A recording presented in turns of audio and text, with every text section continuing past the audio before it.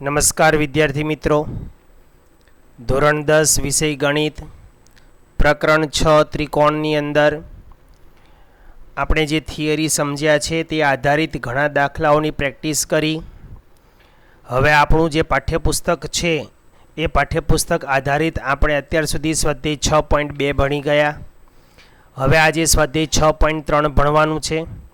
સ્વાધ્યાય 6.3નો પહેલો પ્રશ્ન, આકૃતિ 6.34 આપેલ ત્રિકોણો પૈકી કઈ જોડીના ત્રિકોણો સમરૂપ છે તે જણાવો. પ્રશ્નોનો જવાબ આપવા કઈ સમરૂપતાની શરતનો ઉપયોગ કર્યો છે તે પણ લખવાનું છે અને સમરૂપ ત્રિકોણની જોડીને સંકેતમાં પણ લખવાનું છે.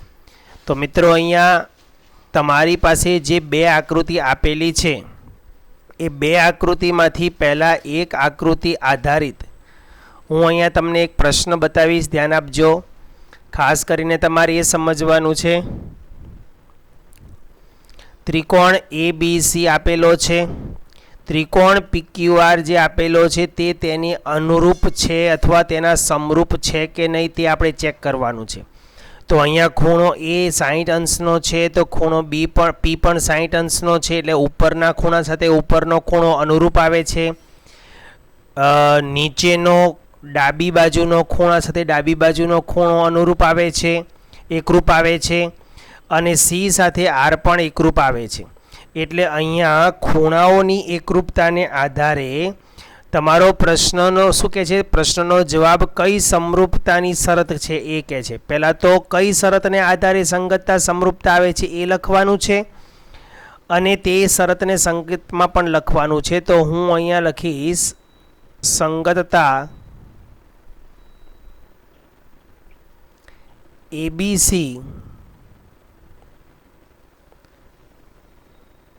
પછી આ રીતે તીર કરવાનું આવશે અને PQR આનો આ જ ક્રમ રહેશે અહીંયા, કારણ કે A સાથે 60નો ખૂણો તો P પાસે 60નો ખૂણો છે, તો કે PQR સંગતતા સમરૂપતા છે.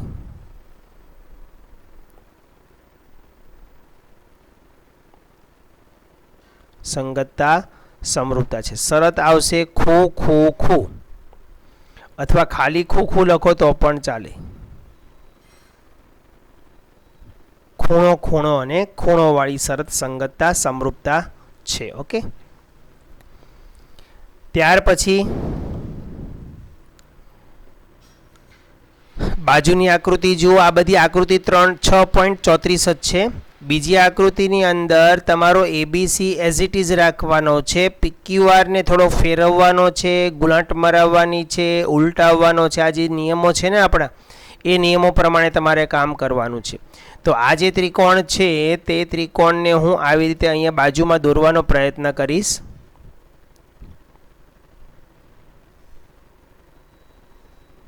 થોડી ક્રોસ લીટી છે. આ જે આમ આ ડાબી બાજુનો ઢાળ છે, અહીંયા જમણી બાજુ રાખવો પડશે.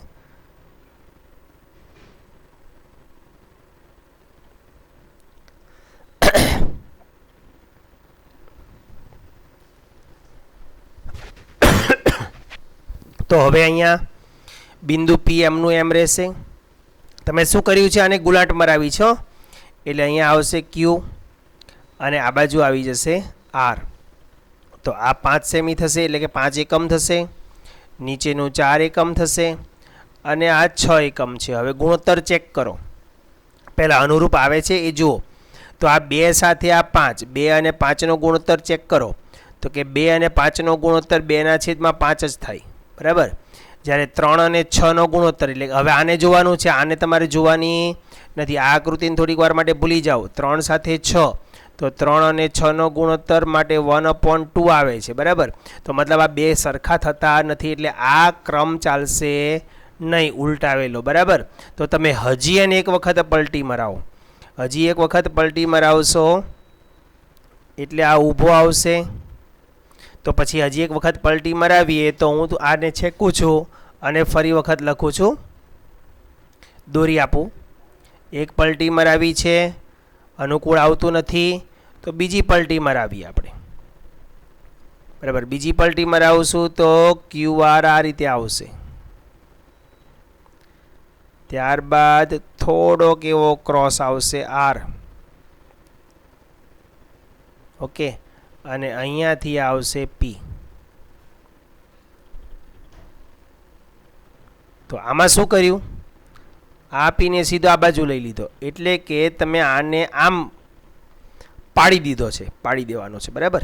તો અહીંયા આવશે પી, અહીંયા આવશે આર અને અહીંયા આવશે ક્યુ. પાડી દો એટલે ક્યુ ઉપર જતો રહેશે. તો આ એકમ 5 થશે, 3 સાથે 5નો ગુણોત્તર, તો એ પાછો નથી મેળ પડતો. 3 સાથે 6ને મેળવવાનો છે આપણે, અને 2 સાથે 4ને મેળવવાનો છે. તો 2 સાથે 4 મેળવી ગયો, આ ઊભો થયો એટલે. અને આ 5 સોરી, અને તમે આમ પાડો છો એટલે 5 નીચે આવે છે ને, તો ક્યુપી છે એટલે આ 6 જ છે, રેડી છે. અને આ આવશે 5, ઓકે.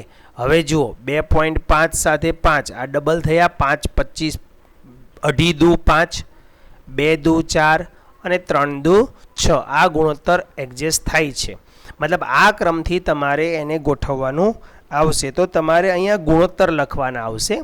હવે લખે છે 2 ત્રિકોણ સમરૂપ છે તે જણાવો. પ્રશ્નોનો જવાબ આપવા માટે કઈ સંગતતાની સમરૂપતા છે તેનો ઉપયોગ કરો અને અનુરૂપ ત્રિકોણની જોડીને પણ લખો છો. તો હવે જુઓ તમે અહીંયા કઈ રીતે કામ કર્યું, તો કે એબીને અનુરૂપ કોણ આવ્યો તમારો ક્યુઆર, એબીના છેદમાં ક્યુઆર એટલે 2/4, ઓકે. 2/4 એટલે કે 1/2, ઓકે. ત્યારબાદ આવશે નીચેની બાજુ બીસીના છેદમાં આરપી, બીસીના છેદમાં આરપી 2.5/5, 2 દુ 5 એટલે એમાં પણ 1/2 આવશે. અને ત્યારબાદ આવશે એસીના છેદમાં પીક્યુ, એસીના છેદમાં પીક્યુ એટલે 3/6, 3/6 એટલે 1/2, મતલબ બાજુઓનો ગુણોત્તર સમપ્રમાણમાં આવે છે. મતલબ બાબા શરતને આધારે 2 ત્રિકોણો વચ્ચે સંગતતા બનશે. કયો? પહેલો ત્રિકોણ એમનો એમ, એબીસીનો ક્રમ, બરાબર. પહેલાનો એબીસી, તો બીજાનો હવે આ લખવાનું છે ક્યુઆરપી, ક્યુઆરપી સંગતતા સમરૂપતા થઈ. કઈ શરતને આધારે? બા અને બા શરતને આધારે, ઓકે. તો આ રીતે તમારે ડિટેલ લખવાની આવશે. તો હવે મિત્રો હું તમને ટૂંકમાં સમજાવીશ, આ વિગતો તમારે પછી જાતે કરવાની રહેશે. અહીંયા પણ સંગતતા બાજુઓની જ છે એટલે બા શરત લાગુ પડશે. અહીંયા જુઓ બાજુ પછી વચ્ચે ખૂણો છે ને પાછી બાજુ છે એટલે બા શરત લાગુ પડશે. અહીંયા 2 બાજુ છે ને પછીનો એક ખૂણો છે એટલે બા ખૂ શરત લાગુ પડશે. બા ખૂ, આ ખૂણો વચ્ચેનો નથી, ધ્યાન આપજો. આ 3 છે, આ 80 છે, આ 2.5 છે, તો આ 3 સાથે આ ડબલ થયા, આ આની સાથે ડબલ થયા. તો અહીંયા આની સંગતતા સમરૂપતા મળતી જ નથી, જુઓ, કારણ કે અહીંયા 2 બાજુની વચ્ચે આ ખૂણો છે એટલે બા ખૂ બા. જ્યારે અહીંયા કઈ શરત લાગુ પડે છે? ખૂબા, અને ખૂબા નામની કોઈ શરત જ નથી એટલે અહીંયા સંગતતા સમરૂપતા નથી આવે, એટલે આ સમરૂપ નથી, આ ત્રિકોણ સમરૂપ નથી. એટલે આમાં શરતને એવું કંઈ તમારે બતાવવાની જરૂરિયાત નથી, પણ મેં ઓળખતા તમને શીખવાડ્યું કેવી રીતે કરી શકો. અહીંયા જો 2 બાજુની વચ્ચે ખૂણો છે ને, તો અહીંયા 2 બાજુની વચ્ચે જ ખૂણો હોવો જોઈતો હતો. અહીંયા 3 હોત ને તો હજી તમે એડજસ્ટ કરી શક્યા હોત. આ 70 છે, આ 80 છે, 80 ને સમરૂપ 80 છે, આ 70 છે ને 80, 70 ને 80 150, તો પછી આ 30 થવાના જ છે, બરાબર. આ ખૂણાનું માપ તમારું 30 થાય જ, બરાબર. તો અહીંયા અને આ ખૂણાનું માપ 70 થઈ જશે. તો ખૂ શરત અથવા ખાલી ખૂ શરત લગાડો તો પણ ચાલે. ખૂ શરતને આધારે સંગતતા સમરૂપતા છે. અહીંયા બા ખૂ બા અને અહીંયા બા શરત. હવે આને તમારે કેવી રીતે પલટાવવાનો છે ને કેવી રીતે ઉલટાવવાનો છે ને કેવી રીતે ગુલાટ મરાવવાની છે એ થોડુંક તમારે જાતે કરીને કામ કરવાનું છે. તો અહીંથી આ 4 પ્રશ્નો 3, 4, 5 અને આ બાજુમાં રહ્યો તે 6, આ બધા તમારે જાતે હોમવર્કમાં કરવાના રહેશે. ન સમજાય તો તમારે મને ફોન કરીને પૂછી લેવાનું છે. પ્રશ્ન નંબર 2 જોઈ લઈએ. આકૃતિ 6.35માં ત્રિકોણ ઓડીસી, જોજો અહીંયા મિત્રો દેખાય છે ઓડીસી ઉપરનો ત્રિકોણ ઊંધો, અને સમરૂપ ત્રિકોણ OBA છે. ઓબીસી ખૂણો ઓબીસી 125 અંશ છે, આકૃતિમાં આપેલું છે, અને CDO બરાબર 70 અંશ છે. તો DOC આવા દાખલા આપણે ધોરણ 9ની અંદર પણ ભણી ગયા છે મિત્રો, યાદ આવશે? આવી આકૃતિઓ આવતી હતી અને મેં ટેસ્ટમાં પણ આવા પ્રશ્નો પૂછેલા છે. બરાબર. તો આને શોધવા માટે આપણે કેટલીક 9મા ધોરણની રીતોનો પણ ઉપયોગ કરી શકીએ. યુગ્મ કોણો, અનુકોણો, રૈખિક જોડોનો પણ ઉપયોગ તમે કરી શકો ને સંગતતા સમરૂપતાને આધારે પણ કામ કરી શકશો. હવે અહીંયા જુઓ, CD અને O, અથવા CD અને સીધો B જાઓ તો આ જે ખૂણો છે ને એની સાથે આ યુગ્મ કોણ બનાવે છે. જુઓ, બરાબર. એક બોલ પેન્સિલથી તમને ડ્રો કરી આપું. અહીંયાથી આટલો ભાગ, કલર બદલીએ, વધારે દેખાશે. પેન્સિલનો કલર પણ કેસરી રાખીએ આપણે. બરાબર.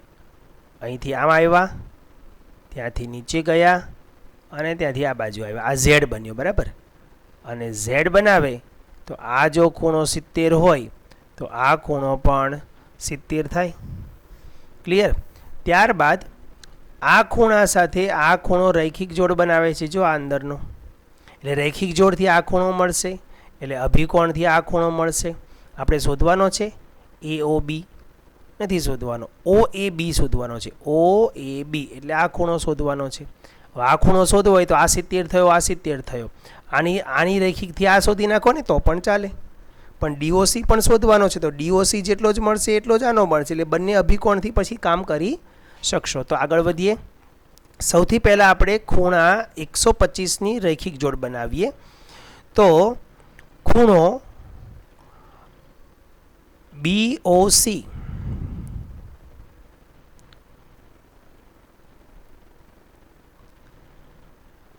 વત્તા ખૂણો COD અથવા DOC બરાબર 180, કૌંસમાં લખીશું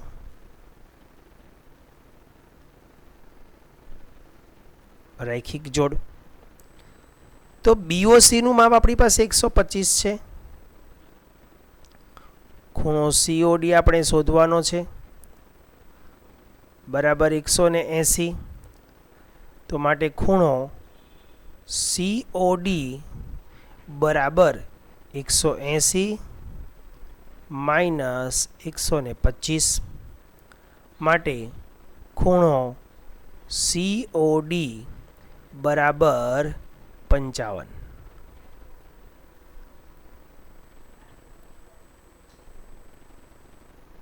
તો COD 55 આવશે. બરાબર.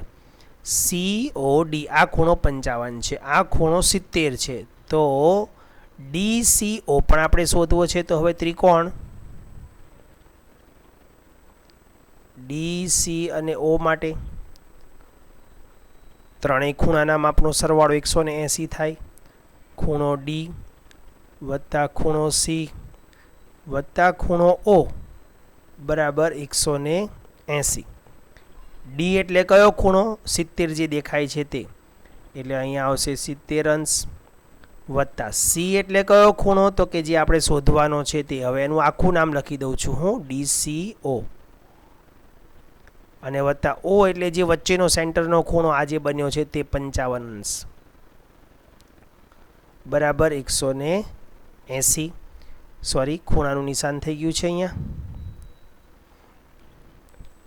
હવે ખૂણો DCO બરાબર 180 માઇનસ 70 અને 55નો સરવાળો કરો, 125.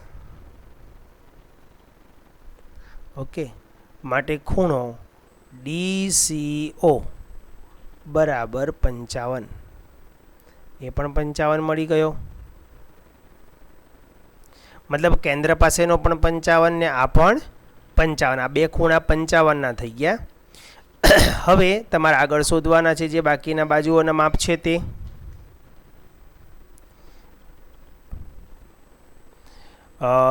DCO આવી ગયો. હવે OAB શોધવાનો છે.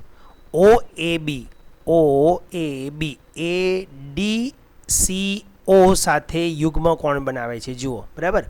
તો ખૂણો ડી સી ઓ બરાબર ખૂણો ઓ એ બી કૌંસમાં લખીશું આપણે યુગ્મ કોણ બરાબર. યુગ્મ કોણને આધારે તમે ડીસીઓ કેટલો છે ડીસીઓ 55 આવી ગયો. તો અહીંયા તમે લખી શકશો 55 બરાબર ખૂણો ઓ એ બી. તો આ ત્રણ ખૂણા તમે આવી રીતે શોધી શકશો બરાબર. એક બીજી રીત તમને આપી દઉં મિત્રો. બીજી રીત તમારી એ છે જે આપણી સંગતતાવાળી છે બરાબર. હવે અહીંયા જે તમારો જે ત્રિકોણ છે ત્રિકોણને હું પહેલાં જુદા પાડીને બતાવી દઉં. આ તમારો નીચેનો ત્રિકોણ છે ઓ એ અને બી. હવે આ ત્રિકોણને તમારે ગુલાટ મરાવીને નીચે લાવી દેવાનો છે બરાબર. એટલે સીને અનુરૂપ કોણ આવી જશે એ આવે છે તો અહીંયા તમારે સી લખવાનો છે.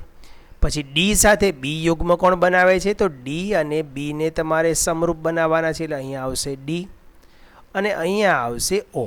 એટલે આ રીતે સંગતતા સમરૂપતા બનશે કઈ તો કે એ ઓ બી મેં અહીંથી શરૂ કર્યું તો એની સાથે સંગતતા સમરૂપતા આવશે સી ઓ અને ડીની સંગતતા સમરૂપતા આવશે. તો હવે જો તમે ઓડીસી આ જે ઓ ડી અને સી જે ત્રિકોણ છે એના બધા ખૂણા શોધી શકતા હો તો તમારે પછી આ એને શોધવા માટે આવી રીતે યુગ્મ કોણ એવું લખવાની જરૂરિયાત નથી. આ ઓ અને સી તમે શોધ્યો અને ડી તમને આપેલો જ છે. ડી કેટલો આપેલો છે અહીંયા 70. હા ઓને શોધવા માટેની તમારે આ રૈખિક જોડવાળી જ પ્રોસેસ કરવી પડશે. એટલે આ 55 આવી ગયો. આ 55 આવી ગયો પછી ત્રિકોણના 3 ખૂણાના માપના સરવાળા ઉપરથી તમારે આ સી શોધવો પડશે. એ પણ તમારો અહીંયા ખૂણો 55 આવી ગયો. 55 55 અને 70 આવી ગયો બરાબર. તો હવે ઓને અનુરૂપ આ ઓ પણ થાય એમ સીને અનુરૂપ આ એ થાય તો તમે અહીંયા લખી શકો એઓ બી સંગતતા સીઓડી સમરૂપતા હોવાથી ખૂણો એ જેટલો થાય તેટલો જ ખૂણો સી થશે. તો સી હોય એટલો જ ખૂણો એ તમે શોધી શકશો. એ બીજી રીત તમે એ રીતે કામ કરી શકો. સંગતતાનો ઉપયોગ કરીને અત્યારની જે આપણી જે ધોરણ 10ની જે રીત છે એનો પણ ઉપયોગ કરી શકો. પણ ધોરણ 10ની અંદર ધોરણ 9ની રીતો પણ વાપરી શકાય કારણ કે એ પણ તમે પાયામાં શીખી જ ગયા છો. એટલે એવું ક્યારેય નહીં વિચારવાનું કે 10મા ધોરણમાં રીત અલગ હોય તો એ જ રીતે કામ કરવું પડે એવું જરૂરી નથી. પ્રશ્ન નંબર 15 જુઓ. પ્રશ્ન નંબર 15ની અંદર લખે છે એક 6 મીટર ઊંચા શિરોલંબ એક 6 મીટર ઊંચા શિરોલંબ વાંસનો જમીન ઉપર પડતો પડછાયો આપેલો છે. જમીન ઉપર પડતો પડછાયો છે. આ પડછાયો 4 મીટર લાંબો છે. તો હવે આકૃતિ માટે પહેલાં રફ આકૃતિ દોરીએ. 6 મીટર લાંબો શિરોલંબ વાંસ છે એટલે હું અહીંયા વાંસ દોરીશ.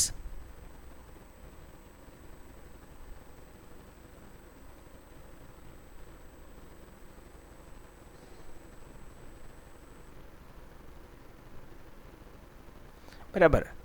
અહીંયા સ્ટેમ હોય બધી એની. આ 6 મીટર લાંબો આપણો વાંસ છે જે જમીન સાથે શિરોલંબ સ્થિતિમાં ઊભો છે એ બી 6 મીટર 4 મીટર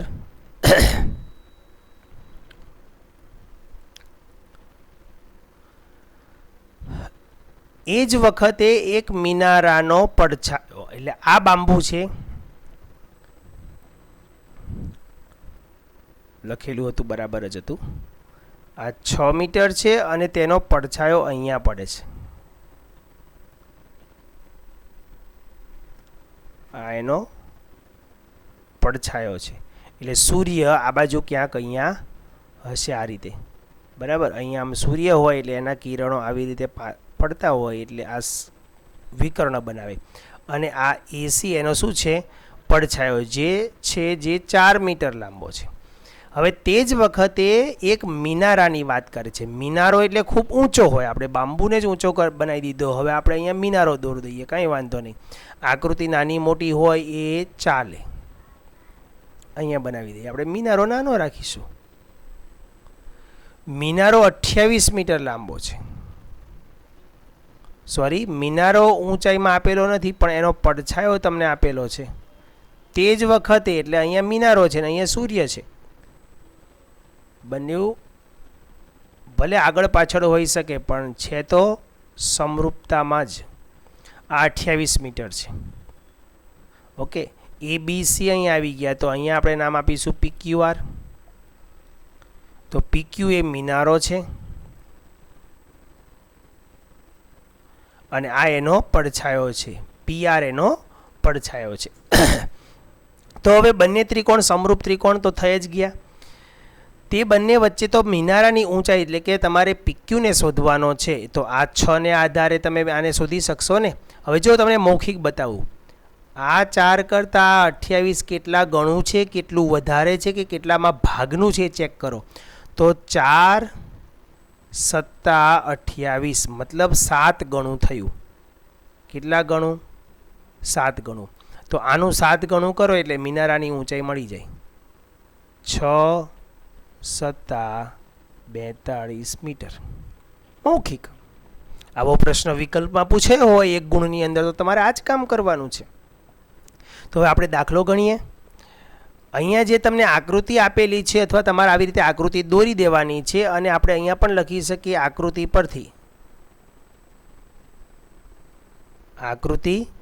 પરથી ત્રિકોણ BAC સમરૂપ QPR.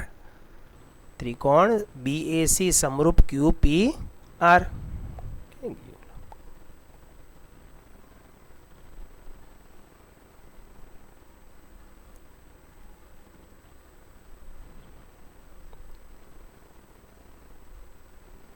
QPR છે. તેથી હવે આપણે જે શોધવાનું છે એને શોધીએ. આપણે જે શોધવાનું છે એને હું ઉપર લખીશ PQ, અને એને અનુરૂપ છે AB. તો નીચે બાજુમાં આવશે PR. બીજો ત્રિકોણને ઉપર લીધો છે એટલે બીજાને જ ઉપર રાખવાનો છે. નીચે લેવાનું છે AC. કિંમતો મૂકો. PQ ના PQ. ABનું મૂલ્ય છે આપણી પાસે 6. જો આકૃતિની અંદર બધી ડિટેલ કરેલી હશે ને તો તમારે અહીંયા વિગત ઓછી લખવી પડશે. બરાબર. PR એટલે મિનારો છે આપણો, એ આપણે અહીંયા સોરી PRનું મૂલ્ય 28 છે.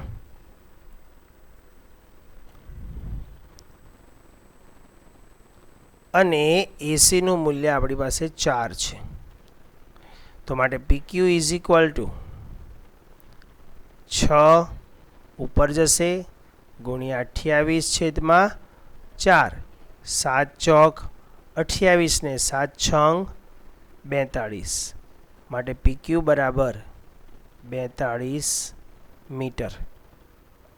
અને જે PQ છે એ મિનારાની ઊંચાઈ છે, માટે લખવાનું મિનારાની ઊંચાઈ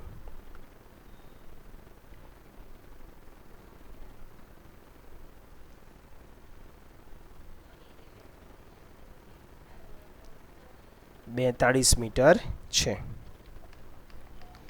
ઉદાહરણ નંબર 9 જુઓ. આકૃતિ 6.43માં રેખાખંડ XY એ ત્રિકોણ ABCની બાજુ AC ને સમાંતર છે. એટલે આ સમાંતરવાળો થિયરી યાદ કરો. ત્રિકોણ ABCની કોઈ પણ એક બાજુને સમાંતર જો કોઈ દોરેલી રેખા હોય તો તે ત્રિકોણનું 2 સમાન ગુણોત્તરમાં વિભાજન થાય. એટલે આ આકૃતિને મેં અહીંયા તમને આ રીતે ઊભી કરીને બતાવી છે. જો આ XY આમ આવી ગયો, B ઉપર જતો રહ્યો, A આ તરફ પડી ગયો, C અહીંયા આવી ગયો, B A ઉપર X છે એટલે મેં અહીંયા X લખ્યો, અને BC ઉપર Y છે એટલે મેં અહીંયા Y લખ્યો. એટલે આ આકૃતિ આપણી થિયરી પ્રમાણે આવી જાય. હવે અહીંયા કયા કયા ગુણોત્તર હતા? તો કે BY/YC કયા કયા ગુણોત્તર હોઈ શકે એ હું તમને અહીંયા બતાવી દઉં. એટલે શું છે, તમને થોડોક રિપીટેશન થઈ જાય, પુનરાવર્તન થઈ જાય. BY/YC એટલે કે નાનાના છેદમાં ડાબી બાજુના નાના છેદમાં નાનો, અને એ જ રીતે BX/XA. આ ગુણોત્તર કયો થયો? નાની છેદમાં નાની વાળો થયો. ત્યારબાદ બીજા કયા ગુણોત્તર આવે? તો કે વિશિષ્ટ ગુણોત્તર જે થોડાક આપણા હતા એ પણ આપણે અહીંયા જોઈ લઈએ. પછીનો હતો તમારો નાની સાથે મોટીનો, એટલે કે બીવાયના છેદમાં તે જ તરફની મોટી બીસી, એ જ રીતે બીએક્સના છેદમાં તે જ તરફની મોટી બીએ. એટલે આ થઈ નાની અને મોટીના ગુણોત્તર. બરાબર. ત્યાર પછી હજી એ જ રીતે તે જ તરફની નાની એટલે કે વાયસી લેવાની છે આપણે હવે.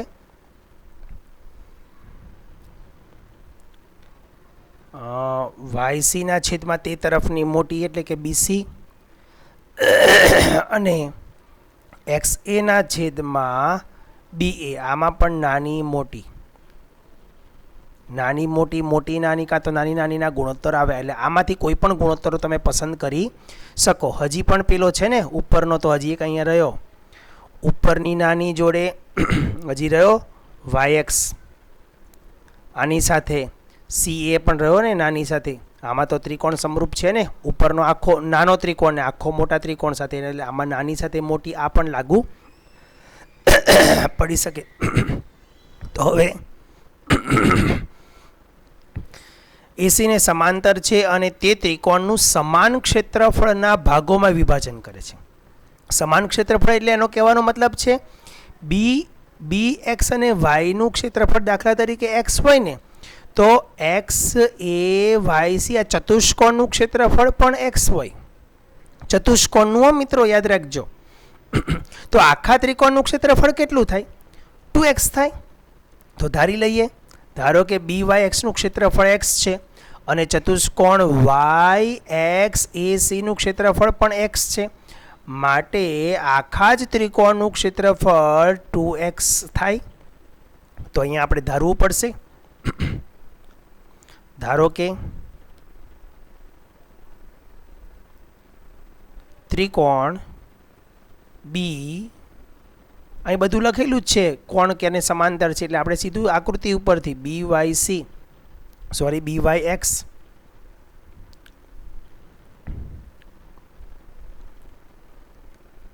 બી વાય એક્સનું ક્ષેત્રફળ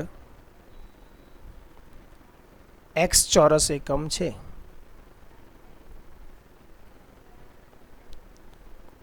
અને માટે ચતુષ્કોણ વાય એક્સ એ સી નું ક્ષેત્રફળ પણ એક્સ ચોરસ એકમ થાય. કેમ એક્સ ચોરસ એકમ થાય? કારણ કે આ જે રેખાખંડ છે ને એસી, સોરી એક્સ વાય, એ એબીસીનું સમાન ક્ષેત્રફળમાં વિભાજન કરે છે. એટલે બંનેનું ક્ષેત્રફળ અડધું અડધું, એટલે કે એક્સ એક્સ થશે. માટે આખા ત્રિકોણ એબીસીનું ક્ષેત્રફળ, માટે ત્રિકોણ એબીસીનું ક્ષેત્રફળ એક્સ પ્લસ એક્સ એટલે 2x ચોરસ એકમ થાય.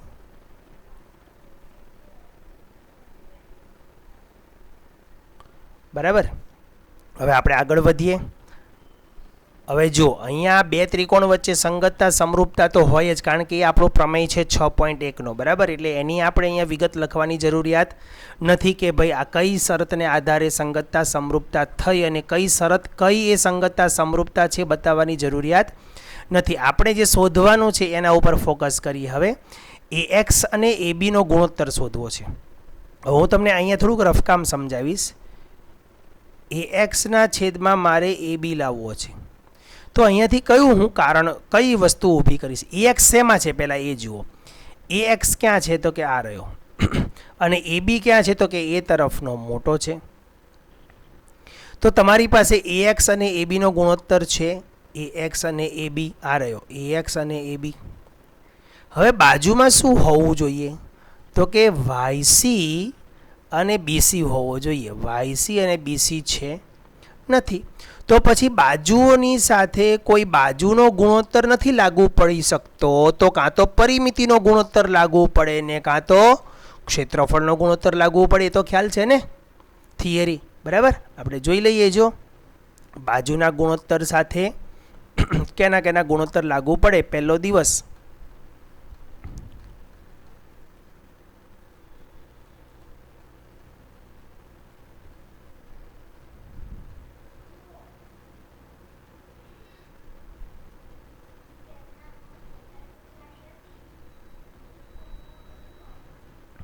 આ આપણી આકૃતિ છે અત્યારની, અને એમાં બધા બાજુઓના ગુણોત્તરો છે, અને બાજુઓના ગુણોત્તરો સાથે કોના કોના ગુણોત્તર બીજા લાગે જો અહીંયા બાજુઓના જ ગુણોત્તર, આ બાજુઓનો ગુણોત્તર નંબર 1 છે, એની સાથે પરિમિતિના પણ ગુણોત્તર લાગવું પડે, અને વર્ગો સાથે ક્ષેત્રફળનો પણ ગુણોત્તર લાગવું પડે. તો આપણે અત્યારે વર્ગમાં જ જવાનું છે મિત્રો, કારણ કે તમને ક્ષેત્રફળ સાથેનો સંબંધ આપી દેવામાં આવ્યો છે. x અને 2x વાળું જે સંબંધ છે ને, ક્ષેત્રફળ બંનેનું સમાન ભાગમાં વિભાજન થાય છે તે.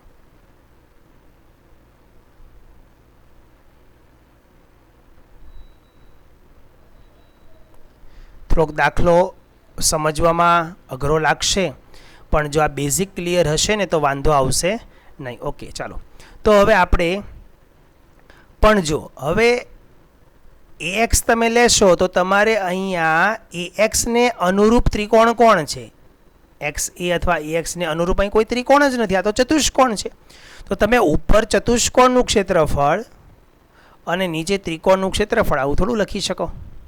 એ ન લખી શકાય, બરાબર. એટલે કાં તો નીચે બાજુમાં બંને ત્રિકોણના જ ક્ષેત્રફળ લખવા પડશે. તો આપણે એક કામ કરીએ, આની જગ્યાએ આપણે આનો ઉપયોગ કરીએ, એટલે કે bx અને baનું પહેલાં શોધીએ, પછી એમાંથી આખો જે આપણી પાસે ab હોય ને એમાંથી bx ને શું કરીશું?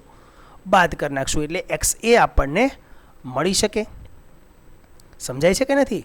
જો xa શું છે, ax શું છે આપણી પાસે? તો કે ab માઇનસ bx છે કે નહીં?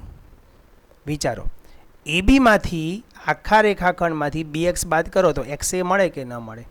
તો હું આની વાત કરું છું, સમજાય છે? એટલે હું આ ગુણોત્તર લઈશ. હવે તો ઉપરનો ત્રિકોણ આપણી પાસે છે, જો bax, bx લઈશ તો દેખાય છે ને? તો એને આધારે હું ત્રિકોણનું ક્ષેત્રફળ લખી શકું, ત્યાં હું ગુણોત્તરમાં લખી શકીશ. તો કેવી રીતે કામ કરીએ છીએ એ જો તમને અહીંયા બે રીત છે. પહેલાં એક રીત બતાવી દઉં. હું ax ની જગ્યાએ bx વાપરું છું. પહેલાં ax ની જગ્યાએ bx, બરાબર. તો ધ્યાન આપજો, અહીંયા bx ના છેદમાં ab લખું છું. ax ની જગ્યાએ bx વાપર્યો છે. તો bx કયા ત્રિકોણમાં છે? તો કે byx નું ક્ષેત્રફળ લખી શકાય, ખાલી byx લખું એટલે એનું ક્ષેત્રફળ જ થાય. અને ab કયા ત્રિકોણમાં છે? તો કે આખા abc માં છે. તો હું હવે અહીંયા abc લખીશ.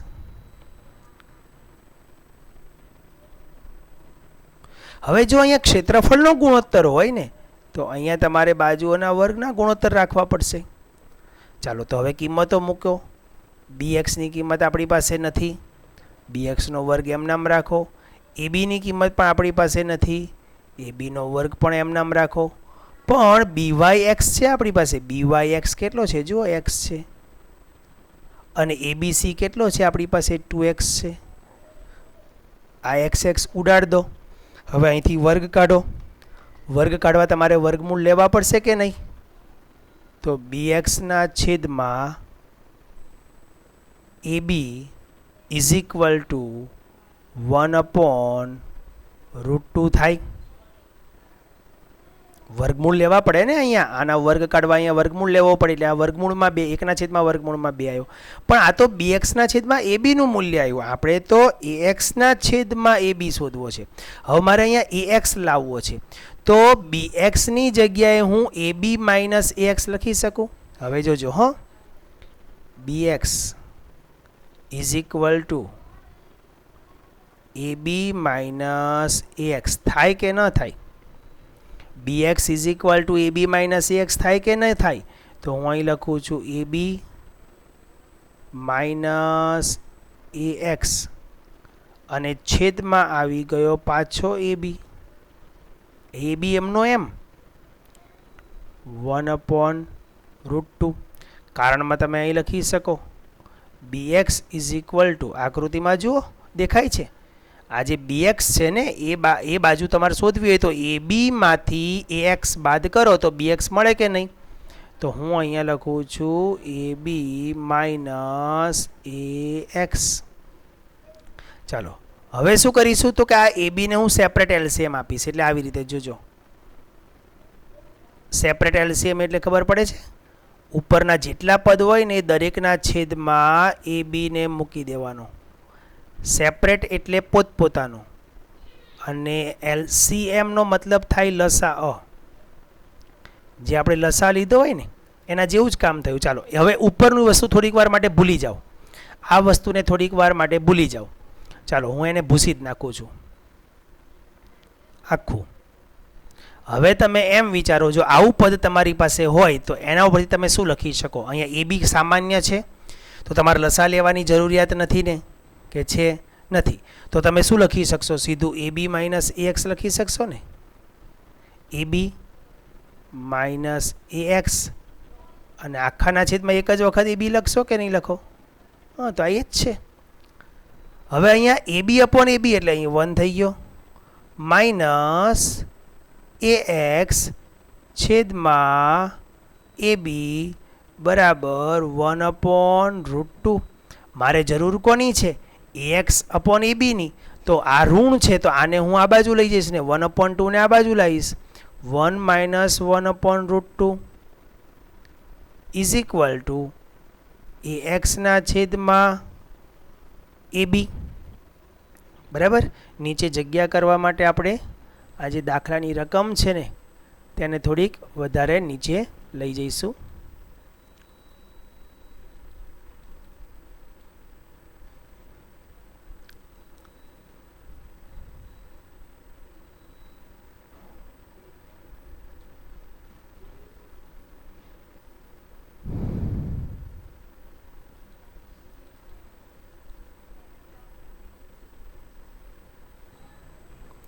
તો હવે આગળ વધીએ. અહીંયા તમે એનો લસા લઈ શકો, અથવા તમારો આ જે જવાબ છે એ જવાબ પણ તમારો સાચો ગણાય. હવે આનો લસા લઈ લો તો √2 અહીંયા ગુણાય, √2 ઇન્ટુ √2 એકા √2 માઇનસ 1 છેદમાં આવશે √2 ઇઝ ઇક્વલ ટુ AX ના છેદમાં AB. બરાબર. આ એક જવાબ તમારો આવી ગયો. હજી પાછો ચેપ્ટર 1 શું કહેતો હતો કે છેદમાં કરણી ન હોવી જોઈએ, યાદ છે ને? અનુબદ્ધ કરણી લેવાની એ. તો AX ના છેદમાં AB ઇઝ ઇક્વલ ટુ, અહીંયા √2 વડે બંને બાજુ ગુણી નાખો ઉપર નીચે, તો ઉપર √2 વડે ગુણું તો એનો √2 માઇનસ 1 કૌંસમાં રહેશે, અને નીચે √2 ઇન્ટુ √2, √2 ઇન્ટુ √2 એટલે 2 થઈ જશે. તો અહીંયા √2 નો તમે આની સાથે ગુણાકાર કરવો હોય તો કરો, ન કરો તો પણ ચાલે. √2 સાથે √2 માઇનસ 1 લખું છું એમનો એમ, અને નીચે √2 ઇન્ટુ √2 એટલે 2 લખી દઉં છું. બરાબર. તો આ પણ તમારું AX ના છેદમાં AB નું મૂલ્ય કહેવાય. બંને જવાબ સાચા ગણાય, કારણ કે તમને અહીંયા કંઈ સ્પષ્ટતા કરવામાં આવી નથી કે આ રીતે જ કામ કરો એમ. તો સ્વાધ્યાય 6.4 ની અંદર આગળ જઈએ મિત્રો. 6.4 ની અંદર ત્રિકોણ ABC અને ત્રિકોણ DEF વચ્ચેની સંગતતા સમરૂપતા આપેલી છે. હું તમને અહીંયા આકૃતિ બતાવું છું, ખાલી તમને આવડી જશે દાખલાને. બે ત્રિકોણ આપેલા છે, બે ત્રિકોણ વચ્ચેની સંગતતા સમરૂપતા આપી દેવામાં આવેલી છે. એટલે એક ત્રિકોણ નાનો, એક ત્રિકોણ હું મોટો દોરીશ. મિત્રો આ આકૃતિ ખાલી સમજવા માટે હોય છે, માટે તમારે એવું નહીં વિચારવાનું કે જે નાની બાજુ છે ત્યાં મોટું થઈ ગયું ને મોટું છે ત્યાં નાનું થઈ ગયું. બરાબર. આ આપણી ખાલી સમજ માટે હોય છે. હવે તેમના ક્ષેત્રફળો અનુક્રમે 64 અને 121 આપેલા છે. એટલે આનું ક્ષેત્રફળ 64 છે અને આનું ક્ષેત્રફળ 121 છે. જો એવું જ થયું, આમાં નાની આકૃતિનું ક્ષેત્રફળ મોટું લખવું પડ્યું, મોટીનું નાનું લખવું પડ્યું, એટલે એની સાથે કોઈ નિસ્બત નથી. હવે EF આપણને આપેલો છે 15.4, તો એને અનુરૂપ BC ને તમારે શોધવાનો છે. તો તમારે ગુણોત્તર કયો આવશે? જે શોધવાનું છે તેને ઉપર લખો. BC ના છેદમાં એને અનુરૂપ કોણ છે? તો કે EF. હવે બાજુમાં ગુણોત્તર બાજુ સાથે બાજુ આવી શકે, કાં તો પરિમિતિ છેદમાં પરિમિતિ આવે, કાં તો ક્ષેત્રફળ છેદમાં ક્ષેત્રફળ આવે. અહીં શું છે? તો કે ક્ષેત્રફળ. BC એ કયો ત્રિકોણ છે? પહેલો છે. તો પછી તમારે ત્રિકોણ ABC નું ક્ષેત્રફળ, એટલે અહીં ખાલી હું લખીશ ABC, અને બાજુમાં લખીશ હું DEFનું ક્ષેત્રફળ. તમે આખું વાક્ય લખવું હોય તો લખી શકો, પણ મિત્રો એટલું યાદ રાખજો, જ્યારે ક્ષેત્રફળનો ગુણોત્તર આવે ને ત્યારે અહીંયા વર્ગ મૂકવાનું ભૂલતા નહીં. પહેલાં બાજુઓનો જ ગુણોત્તર મૂકી દેવાનો અને પછી વર્ગ કરવાનું ભૂલતા નહીં. કાં તો પહેલેથી વર્ગ કરજો જો તમને ધ્યાનમાં રહેતું હોય તો. બસ પછી એની અંદર કિંમતો મૂકવાની છે, કિંમતો મૂકીને સાદુરૂપ આપવાનું છે, વર્ગમૂળ કાઢવાનું ભૂલતા નહીં. તો જ તમને BCનું ચોક્કસ મૂલ્ય મળશે. એ તમારે આગળ જાતે કરવાનું રહેશે. ત્યાર પછી છે પ્રશ્ન નંબર 2, સમલંબ ચતુષ્કોણ ABCD. આ સમલંબ ચતુષ્કોણની જે હમણાં આકૃતિ હતી ને ઉપર,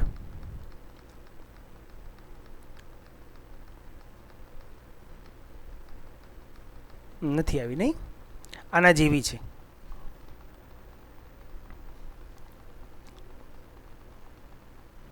ચાલો તો સમલંબ ચતુષ્કોણ આપેલો છે, આકૃતિ દોરું છું.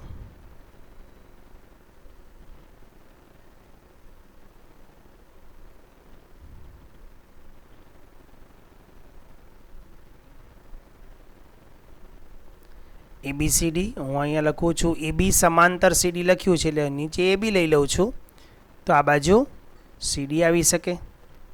D ને A સાથે જોડવાનો છે અને C ને B સાથે જોડવાનો છે. તેના વિકર્ણો એકબીજાને O બિંદુમાં છેદે છે.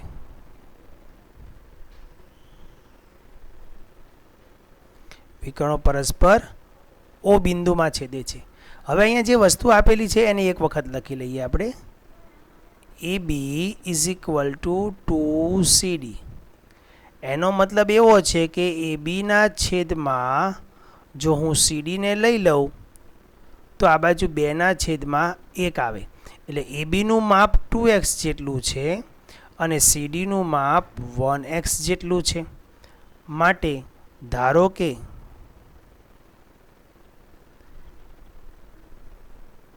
AB is equal to